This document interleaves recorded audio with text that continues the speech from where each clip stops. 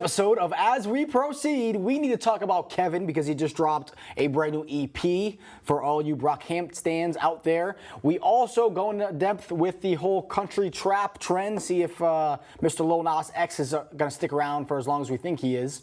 And we finally discuss Anderson Paak on the show for probably the first time ever. But anyway, this is As We Proceed, and I am joined by the Costello to my Abbott's. Yes, Chris Maitland, and this is the official Tilda Swinton fan podcast. Ooh, yeah, so that's right. Yeah. Get ready for some Michael Clayton talk today, guys. Wow, that was hell yeah! 2006 legal drama starring George Clooney. What's up? Okay, well, let's go ahead and just get this one out the way. Shortly before starting our show today, I did make the announcement that unfortunately, As We Proceed is the last of the we're heading towards the last of our final 3 shows. It's been a great run. These past 3 years have been a blast. Hilarity has ensued, and much other things. Takes have been spewed. Takes have been spewed. Guests have come on. Guests have canceled on us, including today's show. Fuck yeah. But thank you so much for everyone out there who has liked any of our posts, seen anything on Instagram, Facebook. You deserve a medal for listening. Yeah. Because I know we wouldn't want to. I mean, I have to listen back to the show. Yeah, so do I. But we're slaves to our own material. So, but anybody who voluntarily listens to this, you're a fucking saint. Thank you for listening to our own bullshit. bullshit. We love you. Yeah. We love you. So there will be. But we're not done yet. Yeah, we got about 2 more shows after this. All right, so we're not going anywhere. This is a long. This is not a goodbye yet. But anyway, let's go ahead and start with our very first story. Yeah. Well, no, hold on. I need to get. As always, you gotta. Yeah. Well, there's like I need to do. I only get to do this a couple more times. So I gotta do the housekeeping fuck ups for the last go around, and plus a little update on a story. Oh wait, do we have a we fucked up? Sort of. Oh, now you fucked up. Now you fucked up. Now you fucked up. You have fucked up now. Oh no, see.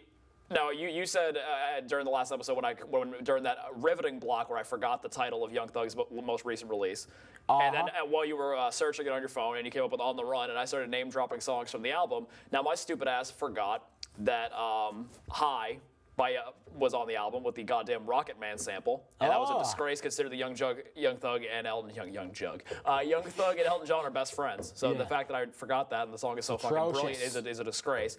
And also the conspiracy theory that Lil Uzi Vert was getting locked out by his label proved to be false because the middle of last fucking week, he surprisingly he drops 2 new singles called "Sand Queen Paradise" and "That's a Rack." He did. And guess who commissioned those releases? Atlantic Records. Yeah. What a surprise, Lil Uzi Vert.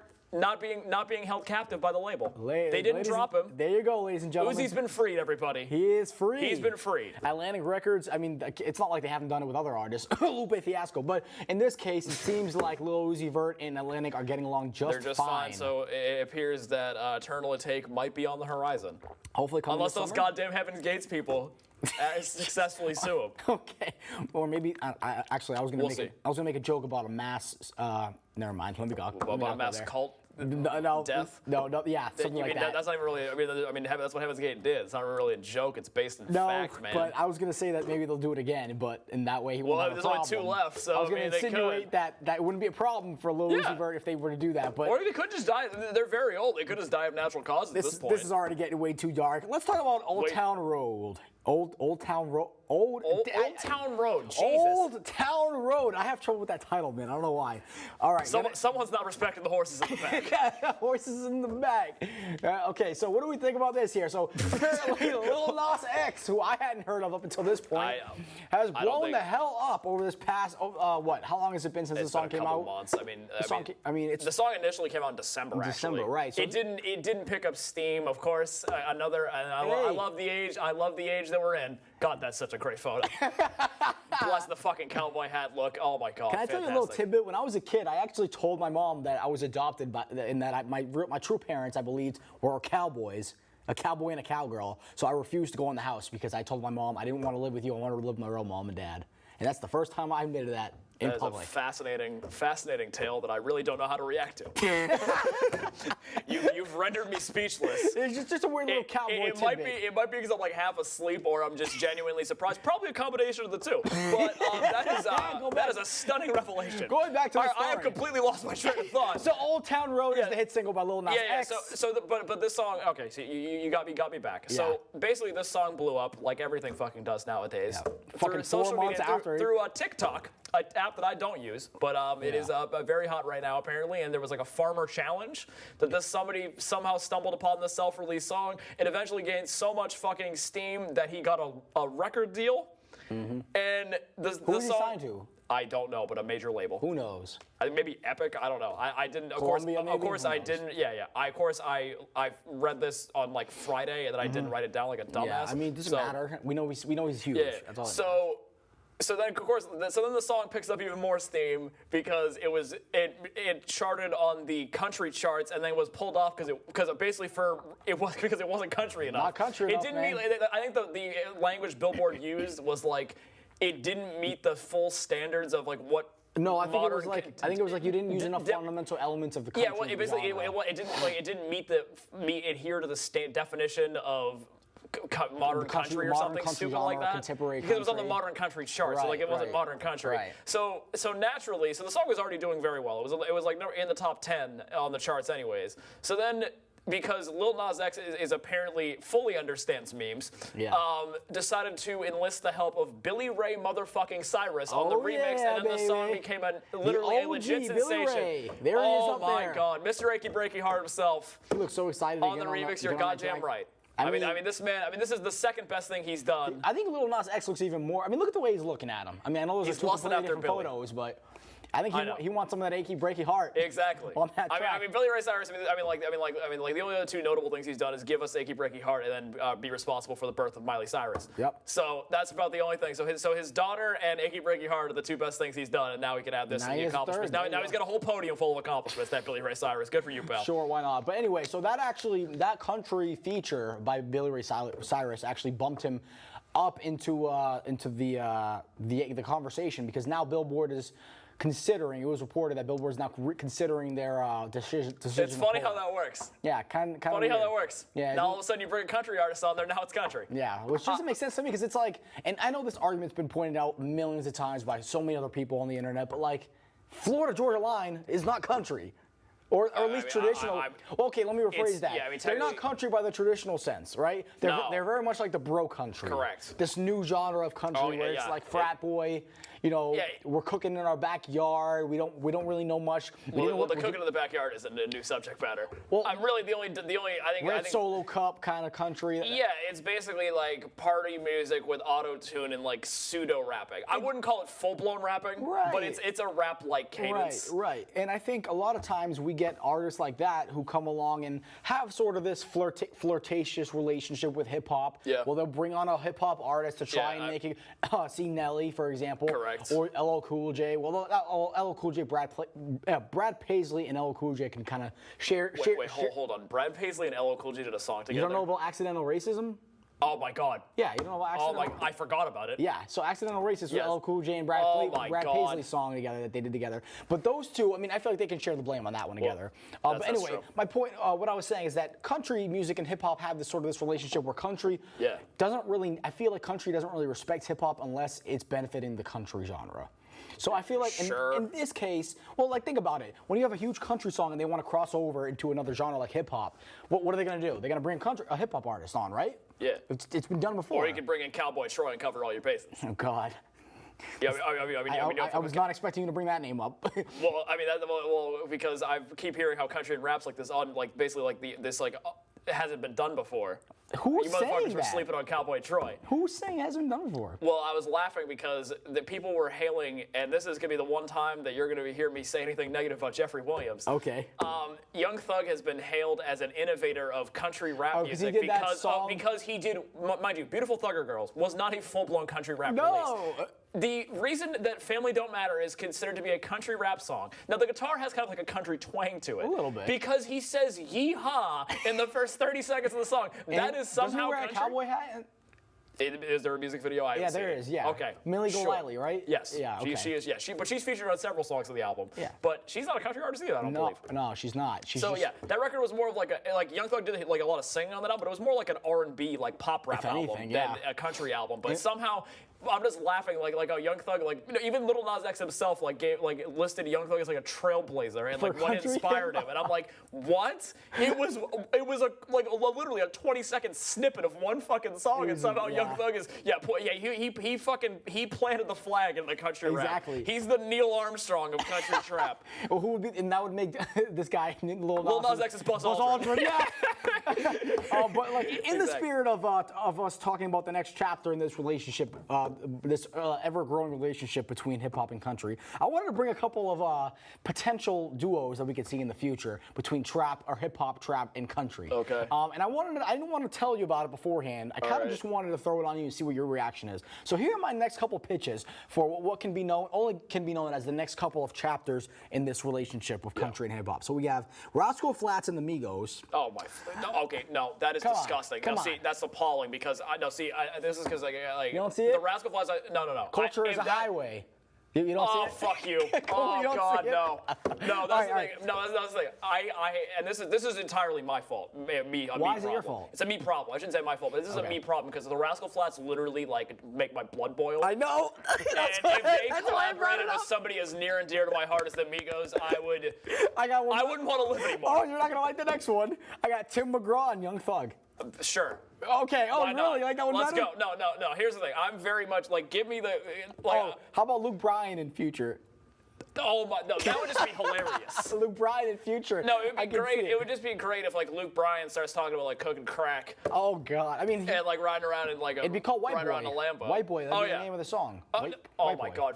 But Future. I mean, Future has no problem. Future's done songs with Taylor Swift. Yeah. And Ariana Grande. He doesn't care. That's the next. You get Future rapping over a banjo or something. There you go. How about I saw the next one is going to be a Florida Georgia Line and Ray Shremmerd. I got those two because I mean, two duos. Oddly, I could actually. That's the only one that you've listed that I wouldn't be stunned by. Really? You wouldn't be surprised? I mean, I wouldn't No, either, because I think that I honestly I can see Sway Lee in particular being intrigued by that combination. Oh, I mean, if anything, I think it would probably be at this point it'd just be Sway Lee and Florida Georgia Line. I don't think Slim Jimmy. Yeah, honestly, Slim Jimmy's not getting in the. I will give you that. He's not getting in the booth. Perhaps Swaycation 2 will feature a Florida Georgia Line. Couple of these. I just want to get into a couple more of these, just because I found them even funnier. Toby Keith and 21 Savage. Oh, okay. Now I want that to happen. That'd be awesome. That's the first one that you've told me that I actually want because Toby Keith, I grew up on country music and Toby Keith's been around for a long fucking time. And Toby Keith, some of his songs are absolutely hilarious, in terms because they're so fucking corny. And he has a song called Double Wide Paradise about how his wife left him or his girlfriend left him. Yep. And he wants him to come back home to their double wide trailer that he considers to be heaven. What's that song? Should have been. Should have been a cowboy, which I know literally 90% of the words to. Yeah. My brother and I will make a habit of breaking into duets of this song every once in a while. Nice. It's a great bonding moment. Fantastic. It's a ridiculous song, but Toby Keith. Now, see, 21 Savage, I think would bring a sense of. 21 Savage is the punchline guy in rap. So let's give Toby Keith the punchline guy in country. But the only problem is that 21 Savage is. Toby Keith has no sense of self-awareness. 21 Savage is intentionally funny. Maybe a little lopsided. Toby Keith literally has a song about how he bought this Double Wide Paradise song has a lyric there. He says, I bought a swimming pool from the man at Sears, brought it home and filled it up with tears. Oh, God. Because he was so sad. And then he goes, here in my castle, I have the king-size blues. Oh, God. Wait, doesn't 21 Savage have a tear? Does he have a tear on his face? Doesn't he have a tattoo tear? The only tattoo I know on his face is the cross on his forehead. All right. But Toby Keith, 21 Savage, make it happen. Now, I have a sneaky suspicion. Toby Keith does not strike me as the type of man that would be willing to work with a black man, particularly one that might be getting deported from the United States of America. Toby Keith is the guy who famously wrote the "We'll put a boot in your ass. This is the American way." Uncle Sam, the Curtis, basically one of the few guys to be happy about the Iraq War. Toby Keith. Oh God. We'll put a boot in your ass. So in that case, let's move on to Kenny. So unfortunately, I don't think Toby Keith's racism would allow that to happen. Oh, what would you say if I told you that Pusha T and Kenny Rogers could come together? The Gambler remix with Terrence Thornton. Yeah, that would be something else. Or I got Brad Paisley and Lil Pump. Oh, fuck yeah. No, that would kind of fall down right there. Oh no. Brad, that would be great. That'd be great. How about Lil Uzi Vert and Reba McEntire? How about that one? What do you feel about that one? You got old school legend Reba McEntire. Well, Reba McEntire, There you go, country Hall of Famer. I think Reba McEntire's an ageist because she's very much against Casey Musgraves. So who? Is she? Who knows? I didn't know that. Who knows if she'd? Well, Casey Musgraves and Lil Uzi Vert probably be more accessible to Sure. this demographic. And then my final one. I mean, they're closer in age, so why not? I got one more. Dolly Parton and Cardi B. I think that would be pretty good. That would actually work. Yeah, I mean, Dolly Parton. I mean, some have said that Dolly Parton is the Nashville version of Cardi B. Exactly. That's why I think those two would work so well together. They both got the big fake boobs and a swag. Swag about it. Swag and boobs. Generally, really well liked by the female demographic in their respective genre. Oh well, Dolly. Both of them are seen as kind of trailblazers in their respective genre. Cardi, I think it's a little bit too early to call her a trailblazer, but. Oh, I'm saying as far as like Latina rappers, I'd say. I mean, Cardi could very well. But the only reason I'm saying that is only Cardi has been around for long enough to be a trailblazer. I think it's. I'm saying that people consider her to be. I'm not saying that she's gained a hell of a following. She's definitely looks like she's on that path. I think you just need to be around for a little bit. Well, maybe trailblazers is a retrospective maybe that's why she needs Dolly Parton. That's a legacy thing. Maybe Dolly Parton can take her under her wing or under her bosom. Under her bosom. Under her bosom. Yeah. No, they'll ride their bosoms to legacy. And then this last one I wanted to say personally because I know you'd enjoy it. I got Gucci Mane and Willie Nelson. Oh fuck yeah! The only difference is the only problem is that this 10 years ago would have been way better when Gucci was still like fucking like talking about like actually. No. When Gucci was not sober and he was like fresh out fresh off his like first felony like when he like got the assault charge and he was like really fucked up all the time. That'd be great, wouldn't it? Oh no! Can you imagine like Gucci going on the Willie Nelson tour bus? Oh my god! Oh, Gucci would be very much about that. That'd be the best. That'd be the best. Well, the fact that Willie Nelson and Snoop Dogg have not made it across because they are good friends. Yeah, and I find that really weird. Willie Nelson, the fact that Willie Nelson has not like appeared in like now, why is Willie Nelson not in How High 2? I don't know. Why is Willie Nelson not in How High 1? Why isn't Wiz Khalifa in either How High movies? Because he wasn't relevant in either one. That's probably why. Well, to be fair enough. But I was gonna say in 2001, I think Wiz Khalifa was like 14 years old, so I can understand. Watching How I can understand why he didn't make the cast list for that one. The second one, he wouldn't even pass as a high school kid at that age, let alone a college student. All right. Well, anyway, let's move on. No. We got one more. No. Well, I mean the collaboration is one thing, but we have to discuss whether or not we have to talk about the song itself. All right. Okay. So do you think this song? Like first off, like what do you think of the song itself? It's okay. I enjoy it. I think it's an enjoyable meme song. Like, there's really not much else to it. Yes. I think that the song, honestly, I think it gets funnier every time I listen to it. Why is that? I don't know. It's just one of those inexplicable things. Like I thought it was funny, but I also think this is an example of like I alluded to earlier. I think Lil Nas X like basically did a brilliant job of capitalizing on the popularity he got and remixing the song. I think he made it better.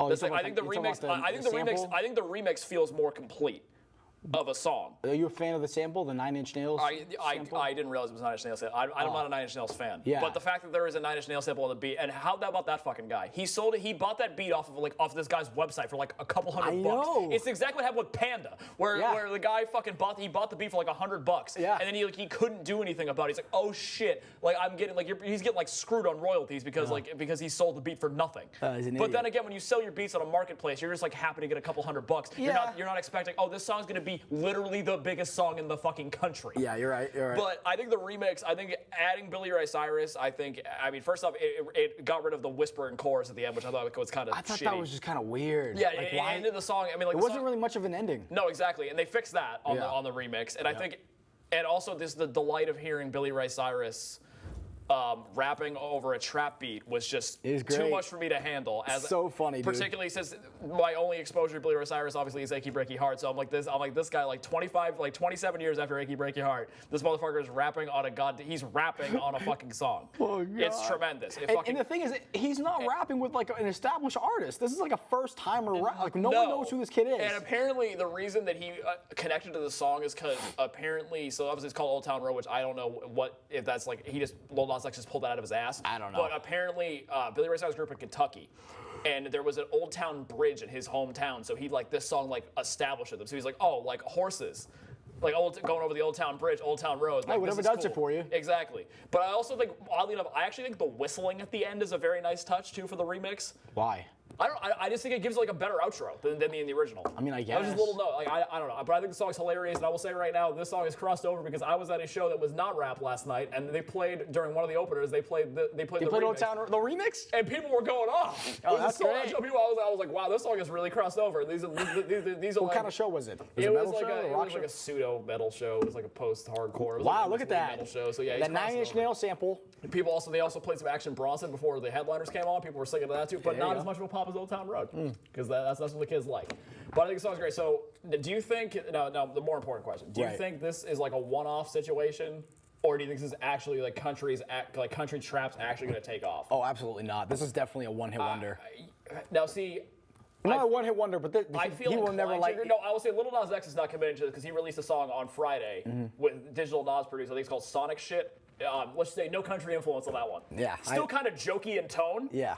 But I also think the reason the song's part of the song before I give my answer of whether or not I think this is going to transition. Is I will say I think the reason the song works so well is that it's blatantly a joke.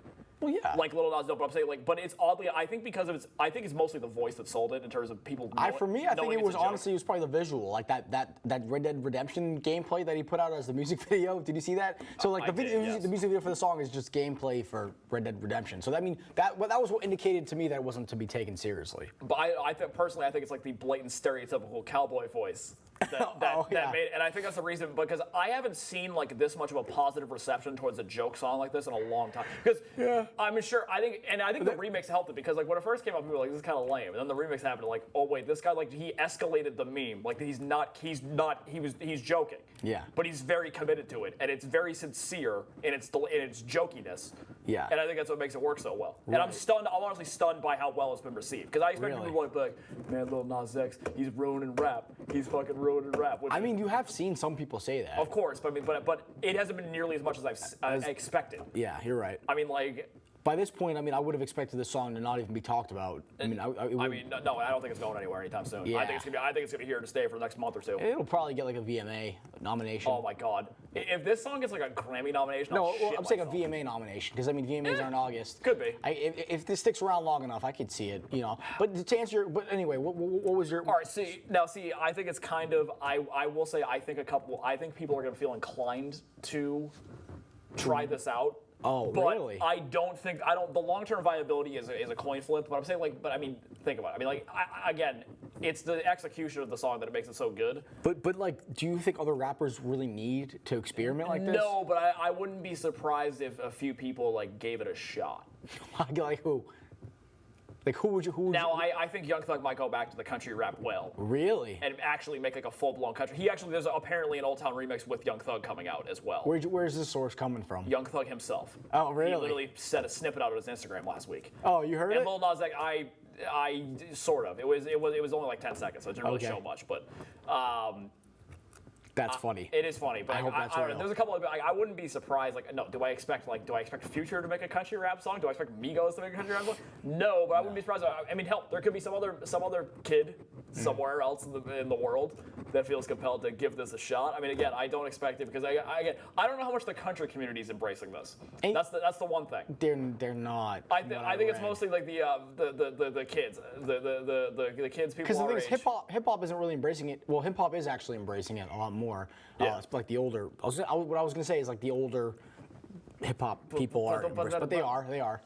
To an extent, but then again, I mean, the true old heads are just going to get mad about everything the kids. No, they're not. A lot of like Talib Kweli on Twitter was like going to bat for him. So I mean, a lot of people are. Now that's saying, surprising. Yeah, because I mean, they're backing up their guy, and this is their hip hop guy. They want him to be on, they want him to have his #1 hit. So it makes sense that they would defend him. It happens. So it'll be interesting to see how if this trend actually sticks, or it's truly a one-off. But we'll see from here. We'll see. Lil Nas X, I can tell you, he's definitely shaking things up, and he's already in the first 4 months of the year. He's been the story of the year in hip hop so far. I'd say so, yeah. It's about damn time.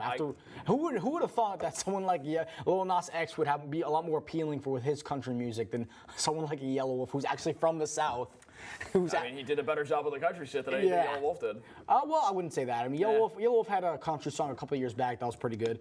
I forget who it was with though. No, I'll say, you know what, Post Malone might feel inclined to put out a full-blown country. Yeah, that sounds dead on. I'll be honest with you. But Post Malone he kind of came from that background anyways, and he actually performed on it Elvis Presley tribute a couple months back. I could see so it I wouldn't happening. be, yeah, I mean, and like he has like acoustic, I mean, I can stay off of Beer Bongs and Bentleys is like a full-blown acoustic ballad. yeah, There was right. a couple songs off Stoney that were similar in ballad forms. I think, not Jonestown, was it?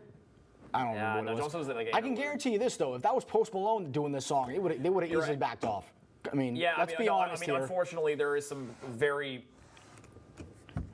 thinly veiled racism when it comes to this. I mean, like Darius fucking Rucker from Hootie and the Blowfish went into country after he left the Blowfish behind. And He left the Blowfish in the tank. Yeah, well now he's back. But like he went into country, and I mean like there was no denying that he faced some goddamn discrimination. Right. And it's fucking ridiculous. But basically, like if white people use the term culture vulture, they would be applying that to Lil Nas X. Absolutely. I should clarify. If white people were using that to describe non-whites. That's what I'm saying. Yeah, if they were to use it to describe people from hip hop. But again, like I mean, to me, like who fucking cares? Like again, it's the same I with don't. white I rappers. don't Like, give a shit. when white rappers like, oh my god, like the nerve on these people. It's like so you're basically telling me, so if you are a certain race, you can only make a certain type of music. I guess It's so. so fucking dumb. Yeah. Like fucking get It's your ridiculous. get your fucking heads out of your asses, motherfuckers. All of you, you fucking assholes. You can make any goddamn type of music you fucking want. Go ahead and do it. In the interest of saving time, so we can actually get to the album review, which is pretty short in itself. Let's go ahead and just quickly go over this 3-song EP by Kevin Abstract. Oh yeah. We had a double album review for the people. Oh, is that what this is? I mean, yeah, technically. I mean, this one's gonna be shorter because it's three It's not, tracks. it's not an album. I mean, it's Oh, more sorry. like- There's a EP. big there's a hot debate. Is it a single? Is it an EP? I mean, there's 3 of them. 3 songs can't be a single. It That's can't. what Spotify is listed as a single. I don't. Are you fucking kidding care. me? Yeah. Oh, whatever. So this is why I don't. Say that- This is why I'm not subscribed to Spotify. Yeah, exactly. Regardless, Arizona Baby dropped what was it, last weekend by Kevin That was Abstract. Friday. He was teasing something, and this is what it was. It's not exactly a Brockhampton-esque, but it does definitely ride the lines of who Kevin Abstract is and what he's put out in the past couple of years. I mean, on his solo album, definitely sounds a lot like his solo album. I would say it's pretty Brockhampton. Really? He's the fucking ringleader of the group. I mean, Yeah, but like his. if anything, I would compare this to what he did on his first album. on See, I American haven't heard Boyfriend. any of his solo albums. Oh, okay. This is the first solo Kevin Abstract project I've heard. Oh, okay. So I have no reference point. I've had American Boyfriend recommended to me several times, but I have not listened to it. Okay. I will rectify that at some point in the near future, but I have not done it yet. What do you think of these songs, though? I think they're. I mean, it's relatively sub. I think it kind of picks up where Iridescence left off, and I will say it's pretty evident that Kevin Abstract is the vocal effects leader at Brockhampton because Yeah. holy fucking shit, there is in It's all over the in place. 3 tracks and 9 minutes he packs as much fucking vocal effects as you could possibly. And I love every second of it. I will say I think Big Wheels is too fucking short. I think Big Wheels comes out like a fucking. He sounds like he's shot out of a cannon out of the gate, and then it has it's very frantic. It's kind of like Andre 3000 on fucking helium, and then it has like a weird like mellow outro. It's so weird. And there's a saxophone and shit. There's a saxophone towards the end, but it's like that wasn't at the beginning. It's like you can't even really call it a beat switch because No. the beat's never really consistent. No, but it kind of it's weird. Like it doesn't build up enough momentum, and then it has like a very smooth outro. I think if it had more of a build, it'd be fine. I think the song's fine. Like I think it would have been better if it had more of a build up, but it just didn't. What do you think about the lyrics? Did you listen to the lyrics at all? I Take listen them to the into lyrics, but I account? mean, like the lyrics are like it's the same shit he always talks about. I don't think the lyrics are better or worse than they always are. I mean, Really, to me, it's I kind of got the feeling that he's got a couple regrets on his shoulders. I mean, probably. it almost kind of feels like he's regretting rising to this level of fame as quickly as he did within the past couple of Yeah, I years. mean, they kind of addressed that shit on Iridescence. Yeah. So it's, again, like it felt like a spirit. It's not quite as aggressive, but like spiritually, it had the same tone to Iridescence, where it was kind of remorseful. And obviously, I mean, like it's getting to the point where it's like J. Cole is like, guys, I'm gay. I would say it's like, dude, like it's cool. Like everybody, like your fans why are- is J. Cole being involved in No, this? because J. Cole, where everybody like, no, I'm saying like J. Cole's like, I was saying like won't stop talking about his mixed race. Like Kevin Abstract, that's Logic. Like You're guys, talking no, about no, you're right. It's Logic. You're right, yeah. Logic. And it's just like, dude, like we're very well aware, and I understand it's important, but it's like, dude, like it's literally like non-fucking stop. Like dude, like we know, like you've been openly gay since you've been in the music industry.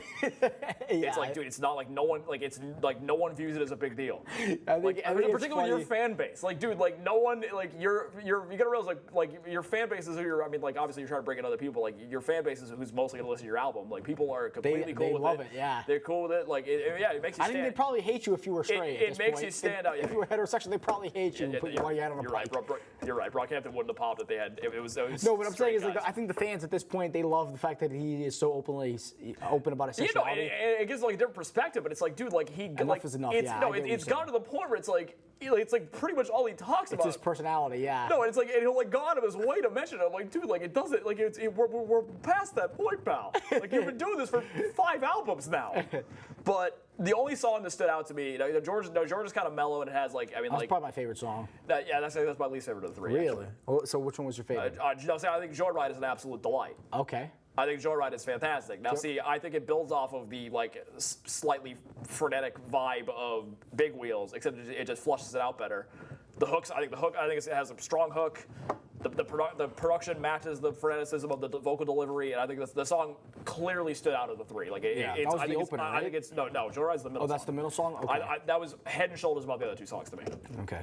How did you feel? Obviously, you're a bigger Brockhampton fan than I am. I liked every song on here. I wish they're all I pretty wish good. all 3 of them were longer, personally. I know each of them, all of them kind of are varying lengths, but they're around. Big Wheels is really short. Big Wheels is under 2 minutes. It's under 2 minutes. Under 2 minutes, minute and 45. The other ones are, I mean, it's just the same thing, a little over 2 minutes, but like in my. They're both over 3. They're both over 3 minutes. Yeah. It didn't. I mean, they went by so quickly. They're both. I think they're both like 3.5 minutes long. The album in its entirety is like 9 minutes long. If anything, what I would like to say is I think this signals a point in Kevin Abstract's career where I think he knows that he is just as strong on his own as he is with Brockhampton. Like he knows he doesn't necessarily have to put out music with Brockhampton.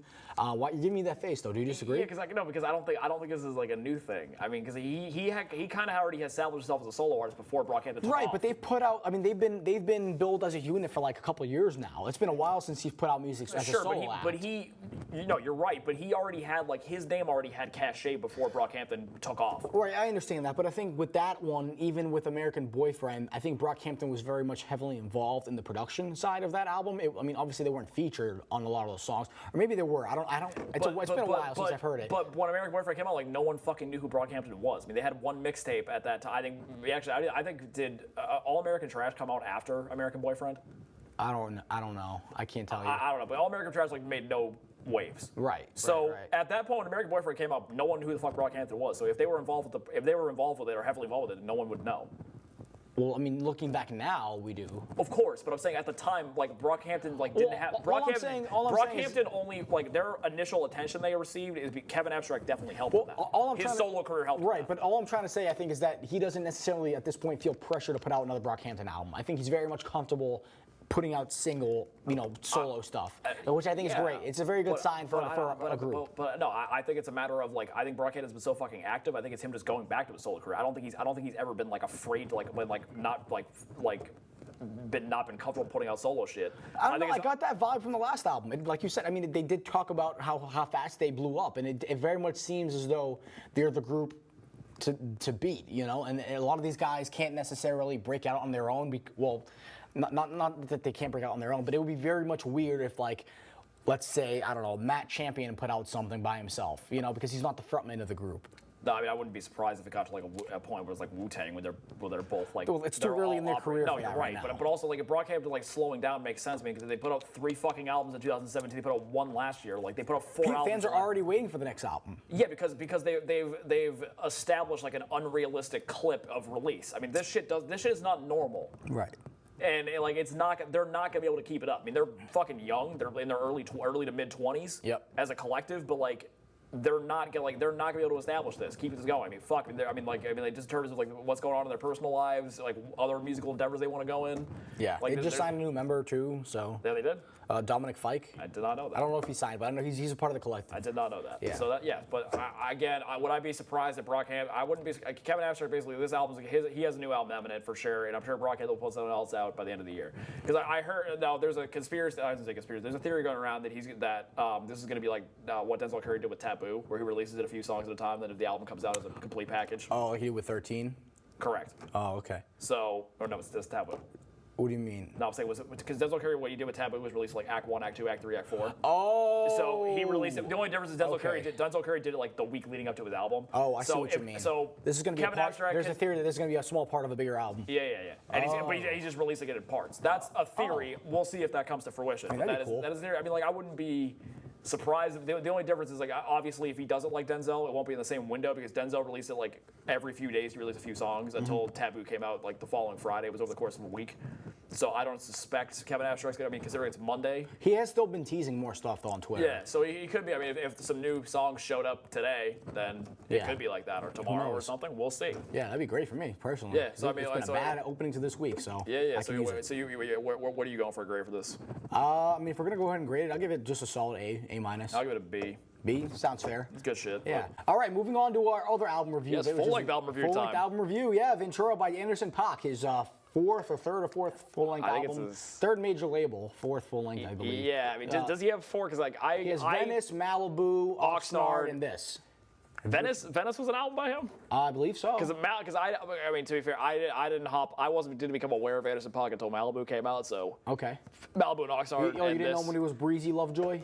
No. Okay. No, I only knew him when he was Anderson Paak. Anderson, is he not? Did he get rid of the dot? No, the dot's still there. Oh, okay. But that's what because you know, fun fact, Anderson Paak, his real middle and last name. Really? Yes. Mine, the only thing that's embellished in his stage name Is is his the first period. name. Oh. His real name is Brad. So I don't think if it was Brad, if it was like Brad Paak, you'd be like, no, Anderson Paak better pop. Yeah. Maybe he goes by Anderson because knows? I know people. I have several people I went to high school with. Name Anderson, they can confirm? Incorrect. Okay. No, I knew several people in high school that went by their middle name. You know anyone named Pac? Can't say that I don't. Okay.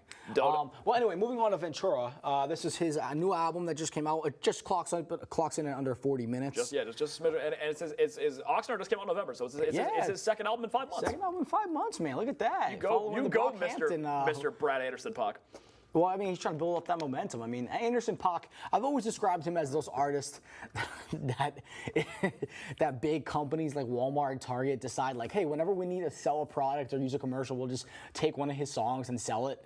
Use it to sell our product. Use that in context. Yeah, like he very much is riding the wave of like people like what CeeLo Green did earlier this decade and like Pharrell. I'll tell you, one of the great out of context song uses in a song that they could only use one lyric, like one part from, would be what? "Come." Okay, so there was an NBA All-Star Weekend a couple years ago where they used "Come Down" Oh God. as the song. Now, see, that song sounds very fun. Yeah. If you like when you use like you might not ever come down. Yeah, use that part. Now, mind if you listen to the whole song, it's literally about like drinking and drugs, and there's about 7,000 swear words. Yeah, there's particularly that good old racial slur that everyone loves to use.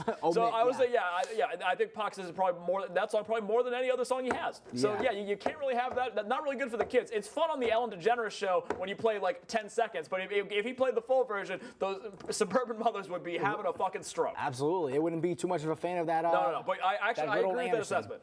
Pac is definitely He's marketable if you use a snippet of his song. He's the jingle guy. But no, a lot of times.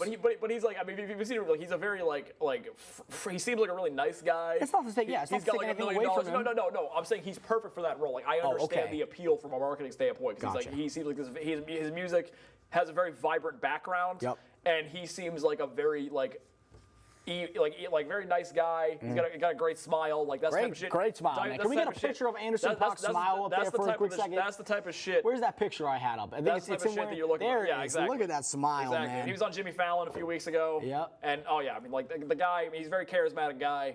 I love that hat too, man. I want that hat. To quote the great Hannibal Buress, he could probably sell the hell out of a Subaru. Did Hannibal Buress say that about Anderson Paak? No, he didn't say that about Anderson Paak. He said he did a bit about how this guy he got pulled over by this cop and like basically. Oh, I know what you're talking about. Drugs? Yeah. What do you sell cars? Like that's quite the leap. Like yeah, I know what you're talking about. Pretty charismatic guy. Could probably sell the hell out of a Subaru. Yeah, I remember that. Let's move on to the album though, because the album itself. If me personally, what I got from this is like this guy is following the footsteps of like Andre 3000 and like those other artists that kind of contemporary hip hop R&B-ish, Love Below-esque artists. And for me, I think it definitely works in his favor. This is a well-suited look for him. Yeah. Sure. It's not very that doesn't really veer in any sort of different direction than his last two albums, but. Really, you think so? I think it's slight. I don't think it's because I Why? think In what sense? Here's so Malibu. I think was more like this in Malibu. I will give you, but Oxnard had more of like the hip hop undertones of music kind of became more of a focus. Mm-hmm. So I think this is more of a return to like his old school like soul funk background. I actually think this is more soulful and funky than Malibu. Really? I think Malibu is more of like more of like a straight R&B album. I mean, I feel like he fuses all those genres together on every album. I agree, but I think this album I think has more of a puts the hip hop elements on the back burner. Fair enough. Opposed to Oxnard, where they were a little bit more prominent. There's less rapping on this album. Yeah. So again, you're right. He does more. It's more of like what side of his influences are at the forefront. Okay. Then like obviously like you're not gonna listen to Oxnard and like it's not like a straight hip hop album. No. No, like there's no rapping guest spots on this Same with album. Oxnard. Oh, sorry, Andre 3000 is the only rapping guest spot on this album. Yeah, which can we start off with that? Oh, it is the first song, so that makes sense. It was amazing. I enjoyed it. It's great. Now see, I didn't see it coming either. I was like, wait a minute. I mean, I knew he was gonna be on the song, but like he just clocks in right in like towards the end of the song. Every time, no, see, Come Home, I only had one problem with it. It actually Which is what? Which was Pac's part. Now see, I love the beginning of like the very dreamy, very dreamy and like the haunting like backing vocals Yep. and the drumming. Yep. And I'm like, yo, this song's gonna be fucking epic. And Andre 3000's verse at the end matches that vibe. Well, I think it's a goddamn explosion. And again, nothing makes me miss Outkast more than hearing like it's like getting a visit from like a long lost relative. Yeah, that you haven't seen in a while. Yeah, and like but this was like on a that holiday. you love like a long lost relative that you were very close to, you love, but you don't get to see often. And like here comes Outer 2000, like he'll breeze in, he'll give you a great fucking really quick minute of material, even and then that he'll wrestling... disappear into the ether for like another 18 months to 2 years. Yeah, until Frank Ocean puts out his next album. Perhaps. Yeah, which will be in 10 years. Yeah, but I mean, Andre... I think that might be a little of a light timeline there. I think you might be going a little under lowball on that shit. I think it might be 20 years. Okay, I was gonna say, we might hyperbole. Maybe 50. Maybe never. Who knows? But anyway, shout out to never. Andre for throwing in that WWF reference for you, boy. I appreciated that. And starving at Comic-Con. Oh yeah, Yeah, I didn't get that. People don't eat at Comic-Con. I guess like it's Ramadan. I don't know. I didn't get it. No, but he said like people starving at Comic-Con. I'm like, motherfuckers, because they're at the panels all day, they forget to eat. I don't know. I've obviously never been to Comic-Con. I know you haven't. I've never been to Comic-Con, no. I will not be going to Comic-Con ever. It's just not really my bag. No, but I will not be celebrating Ramadan anytime soon, just because. Well, that's because you're a quitter. No, I'm a quitter. Yeah, you're a quitter. You don't embrace all the holidays. Yeah, exactly. I fucking celebrate Ramadan every year. Oh, sorry. It already happened this year. I mean, it's not by any choice, but well, it's just by circumstance. Whatever. Anyway, we're moving on. I don't even know what religion celebrates Ramadan, but I think it's Islam. I thought I was pretty confident that was the case, but I didn't want to say it definitively. Anyway, sound like an asshole. Next couple of songs we got "Make It Better," "Reaching Too Much," "Winning the Circle." I mean, all of them pretty. I mean, there's a pretty consistent tone. Like it's kind of fluffy, lighthearted. Yeah, it's a very like it's kind of like a bittersweet love album, but it's very smooth, very. I would go as far to say, maybe borderline sensual, sexual, really, very erotic vibes. I would say that I think there's gonna be a lot of dancing. Well, look at that music video right there. That kind of proves our point. Yep. Very sensual. Anderson I think I have a sneaking suspicion, and Anderson Paak, I think another reason this album is better than Oxnard. Why? Is because Paak releases obviously there's a very warm background to all of his, regardless of the lyrical content, which can be depressing. There's a very warm, like inviting sound to his music. Mm-hmm. Now, see, when you release a warm, inviting album in November, like he did with Oxnard, it's like, oh, winter's almost here. Like this shit sucks. Mm-hmm. Now released in April, summer's around the corner. Okay. So basically what I'm saying is there'd be a lot more dancing and fucking in this album than there was in Oxnard. I would say so. I mean, this is going to be at all the cookouts this summer. Yeah, no, but not the ones I'm going to. I know. As we said off air, not the. I don't think. Granted, I don't know how many cookouts will be going to this summer, but. I mean, I'll put it on. I'll put it on just for me. I'll put it on at the Caucasian cookouts. Oh God! I mean, that's the thing is he has a lot of crossover appeal. I think he does. I wouldn't be surprised. I'll poll the Caucasians to see how much crossover appeal he has. Just slide it in between the chicken dance and Cotton Eye Joe. And Cotton Eye Joe. Yeah, we'll put Jet Black and Winter Circle. No, I'll say Winter Circle. Winter Circle is one of the tracks I'll say that because you know what? This is why I love the soul funk thing. Anderson, you know what's great when someone could actually sing scats. Because scatting is ridiculous. It's incredibly hard. I have it. No. Hard. It's pretty difficult. It's hard to make scatting sound good. That's what I'm saying. Because scatting. The inherent activity of scatting. How many times do you hear like in 2019? Because obviously this is like a callback to the 70s and 80s, Motown shit. Yeah. How many or 60s, 70s, sorry. How many fucking times do you hear like somebody who is like a great vocalist scat? Probably That's the thing. never. I scat like an asshole because it amuses me. No, it's an epidemic. Like I scat all the time. When there's like It's a problem. If I'm just like walking around the house, I'll start scatting for Somebody no call a fucking doctor. reason. Yeah. Yeah, exactly. I was like, scooter bow bow bow. Jesus. No, there's like an awkward pause or something, or like I'm like nothing going on. I was like scooter bow bow.